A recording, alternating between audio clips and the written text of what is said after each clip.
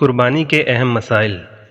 بکری، بکرا، مینڈھا، بھیڑ، گائیں، بیل، بھینس، بھینسا، اونٹ اور اونٹنی کی قربانی درست ہے۔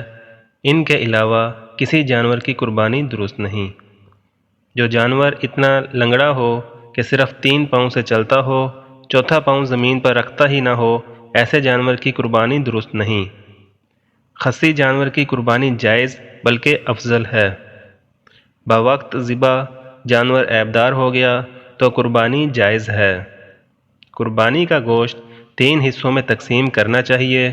ایک حصہ اپنے لیے، ایک دوست احباب، عزیز و اقارب کے لیے اور ایک ضرورت مندوں میں تقسیم کرنا چاہیے۔ قربانی کا گوشت غیر مسلم کو دیا جا سکتا ہے۔ صاحب نصاب اپنی واجب قربانی کے علاوہ اپنے مرحوم والدین اور دیگر بزرگوں کی طرف سے بھی قربانی کر سکتا ہے۔